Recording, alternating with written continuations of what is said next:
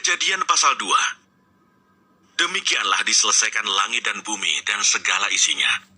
Ketika Allah pada hari ketujuh telah menyelesaikan pekerjaan yang dibuatnya itu.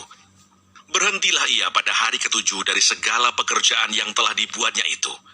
Lalu Allah memberkati hari ketujuh itu dan menguduskannya. Karena pada hari itulah ia berhenti dari segala pekerjaan penciptaan yang telah dibuatnya itu. Demikianlah riwayat langit dan bumi pada waktu diciptakan. Ketika Tuhan Allah menjadikan bumi dan langit, belum ada semak apapun di bumi, belum timbul tumbuh-tumbuhan apapun di padang. Sebab Tuhan Allah belum menurunkan hujan ke bumi, dan belum ada orang untuk mengusahakan tanah itu.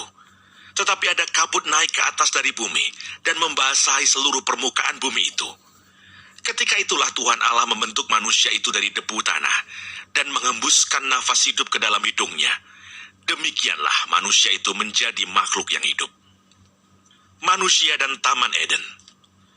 Selanjutnya Tuhan Allah membuat taman di Eden, di sebelah timur. Disitulah ditempatkannya manusia yang dibentuknya itu. Lalu Tuhan Allah menumbuhkan berbagai-bagai pohon dari bumi, yang menarik dan yang baik untuk dimakan buahnya. Dan pohon kehidupan di tengah-tengah taman itu, serta pohon pengetahuan tentang yang baik dan yang jahat. Ada suatu sungai mengalir dari Eden untuk membasahi taman itu, dan dari situ sungai itu terbagi menjadi 4 cabang. Yang pertama namanya Pison, yakni yang mengalir mengelilingi seluruh tanah Hawila, tempat emas ada. Dan emas dari negeri itu baik.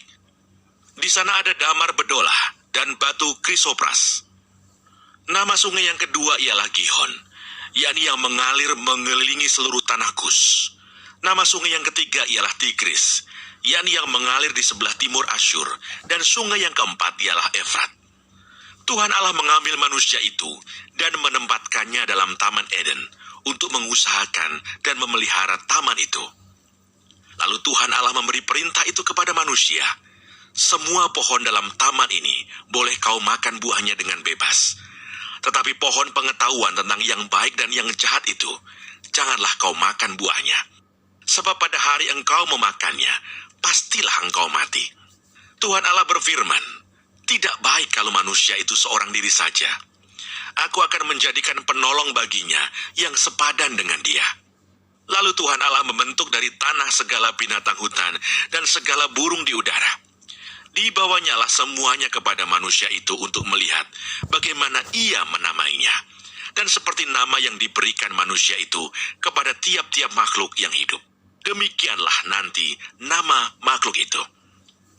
Manusia itu memberi nama kepada segala ternak, kepada burung-burung di udara, dan kepada segala binatang hutan.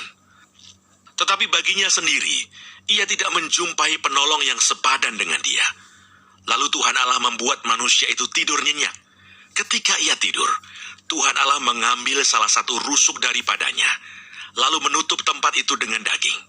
Dan dari rusuk yang diambil Tuhan Allah dari manusia itu, dibangunnyalah seorang perempuan. Lalu dibawanya kepada manusia itu. Lalu berkatalah manusia itu, inilah dia, tulang dari tulangku dan daging dari dagingku. Ia akan dinamai perempuan, sebab ia diambil dari laki-laki.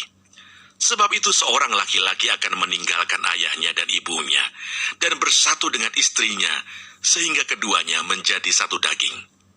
Mereka keduanya telanjang, manusia dan istrinya itu, tetapi mereka tidak merasa malu.